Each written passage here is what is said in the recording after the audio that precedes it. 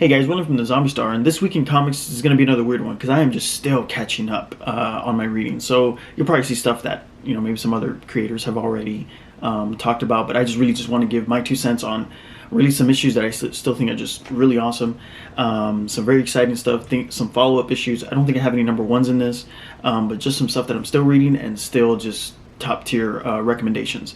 Started playing Returnal. That's taken up a lot of my time. That game is just something else. But check out those videos if you guys are interested in seeing what I thought of that of this latest PS5 release. Really the first PS5 release. I was really blown away by it. But for this video, let's get into our comic books for this week in comics. Carnage is back with Carnage Black, White, and Blood, issue number 2. Issue number 3 was released this week. I'm, like I said, still catching up, so I'm on issue number 2. And this continues to be a lot of fun to read. Carnage fans, this is really for you. And the series kind of continues to explore kind of the most bizarre, bloody, and ruthless encounters that Carnage either has with just unfortunate souls or some really familiar faces in regards to issue number 2. It also explores kind of how deadly the psycho symbiote is and always has been, but also reminds us that while it is widely known that the symbiote bonded with Cletus Cassidy, more famously known to bond with Cletus Cassidy, the symbiote has bonded with many different kinds of life forms and has shown a wide range of abilities. And as in tradition in the Black, White, and Blood series, the artists are absolutely brutal in their depictions of the famed supervillain. And using the same color scheme, I feel they all just uniquely really just capture the malicious nature of Carnage, and of course the wild and grotesque behavior of the symbiote itself is also just beautifully captured. Issue number 2 released last week. We'll get to issue number 3 pretty soon, maybe in the same video, I'm not sure. And we found, or we also acquired one of the variants, and just check out that artwork, and it's very similar in this book. This is a lot of fun. I'm just a Carnage super fan. One of my favorite stories in this one, forgot to mention, is of course, as in tradition with the Black, White, and Blood series, I think they just always save their best story for the last one. I'm not throwing any shade on any of the authors before this, just me personally. I enjoyed the last story the most, as I feel the author was heavily inspired by one of my favorite all-time horror movies, The Thing. You gotta read it, and if you're a fan of The Thing, you'll get it. Carnage, Black, White, and Blood, issue number 2. Moving on. Last week we saw the release of Crimson Flower, number 4 from Dark Horse Comics. This was the conclusion to really this tale of violence and vengeance by Matt Kindt. And over at Boom, reading Berserker, it seems that Matt Kindt really has a thing for action in the form of either mercenaries or assassins. As this story follows a woman who is really bent on revenge for her murdered father. I really love how in this short run, only 4 issues, this story kind of unravels and has the reader questioning the character's motives every step of the way, but also questioning her sense of reality. And it's used through a very unique mechanic in the sense that the character has an ability to escape to a made-up fantasy world whenever she is in danger or frightened. And while this is very telling of the character's mental state, I felt the way it was used really allowed a level of innocence for her that kind of the reader could connect with. This was really a lot of fun to read. Only 4 issues, and it packed such a heavy drama, but also a very rich character. That was just a lot of fun to read. Artistically, this continues to be an acquired taste, as the artist really chose an untraditional art style. I feel it works, though, to kind of portray the character's view of the world, and as the story progresses, becomes more distorted as the main character's sense of reality really just declines. The over-exaggerated character models and disproportionate body types are really a measure of just how detached the character has become from issue 1 to this last issue. Not for everybody. I'd really say for the story is absolutely brilliantly written, but really for the art style is not for everyone, and I would really recommend this to just any readers who just love a good classic revenge story with a twist. Issue number 4, Crimson Flower, and this was, like I said, the conclusion. This was a lot of fun to read. We did pick up one variant issue, and I just think this is absolutely beautiful, as it does depict our main character kind of in that fantasy state that she likes to retreat to. This was really cool. All right. I'll admit, I wasn't too sure what to expect from crossover as a concept.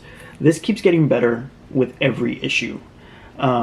Issue number 6 of crossover. I am just loving how aware this book is of itself and how it is deliberately constructed to speak to a very specific audience. Issue number 6 also serves as a climax for the narrative, and it behaves accordingly, but it also leaves a lot of space and makes time for some really strong, heartfelt moments for these characters. The cameos, the surprises, the twists in this narrative in this issue are way too many to discuss and are way too easy to spoil. If you're not reading crossover, you need to be reading crossover. The art is as deliberate as the content, as I feel it just pays homage to modern and classic art styles. Really is a tribute to artists and a vibrant reminder as to why we like reading comic books in the first place. As I mentioned in previous videos, I feel also the artwork, it works on levels in the sense that it can adjust mood, tone, and in color from panel to panel, really depending on what's going on. And issue number 6 just continues that trend. Crossover, issue number 6 from Image Comics.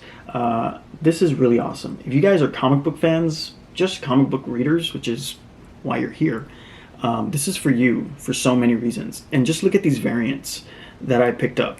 I'm not going to show the one that's behind that one because I'm saving that one for last. It just blew my mind away.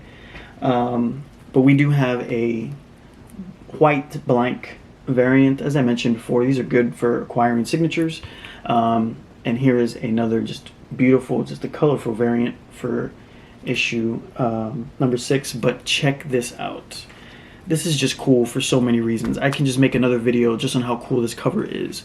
This was another variant for crossover, issue number 6, and it is a kind of tribute to Savage Dragon and Witchblade, also from Image Comics. But not only is it cool that these characters are on the cover, but how it actually takes time to like show that wear and tear of what this book actually looks like. I swear, when I got this from my stack, I was like, why did they put a beat up comic book in my stack here? But it's how this was drawn.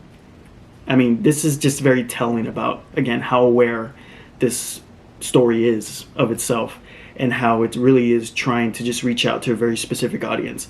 I say bravo. This is a lot of fun to read, and you guys should really get into this. Crossover from Image Comics. This week from Image Comics, we also saw the release of Deep Beyond, issue number 4, and we are just still loving this deep-sea sci-fi horror. Leagues under the ocean, a group of scientists and rebels find themselves at the mercy of monsters, a very toxic virus, and more as they try to uncover the mysteries behind a disappearance of a fellow colleague and loved one. I am still just loving this story, as I feel it really draws some inspiration from great classic films that I've mentioned before, like The Abyss and Sphere. More noticeably in this issue with the character environment, in the sense of how they interact with one another as they begin to question one another, and trust becomes a very fragile concept. Issue number 4 also sees an increase of gore and horror as the mysteries of the Deep Beyond are revealed. As the horror increases, so does the intensity of this artwork. It being a sci-fi deep-sea horror, the environments and backgrounds are really drawn and colored to really give the reader a sense of isolation and even claustrophobia. The shadow and the lighting work really does well when it bounces off characters and backgrounds to really give that sense of dread and horror in this issue. Deep Beyond is an absolute no-brainer and a must-read for any sci-fi fans, and if you're fans of any of the films that I've mentioned. I would dare to say Event Horizon, which is not a deep sea horror. It takes place, the setting is in outer space, but honestly, I'm just feeling those kind of vibes with Deep Beyond. It is just a really fun sci-fi horror for any fan to enjoy. We picked up some variants, and look at this. I mean, it really just gives you that notion of what kind of genre this story is, and it does really well. And we picked up 2 more. Look at the color work here. But as usual, I did save my favorite for last. Don't want to talk about too much because this kind of has to do with the story, but this is just absolutely beautiful. Deep Beyond, issue number 4 from Image Comics. This is a lot of fun, guys. Last week we saw the release of Berserker issue number 2. If you guys follow This Week in Comics, in my response for issue number 1, I was really skeptical about the kind of the artists and the authors that were attached to this project, but was really blown away with issue 1. And if you guys got excited about that, that was a pretty cool introduction to kind of this crazy story of a super soldier. Don't want to give too many spoilers away, and that was a lot of fun to read.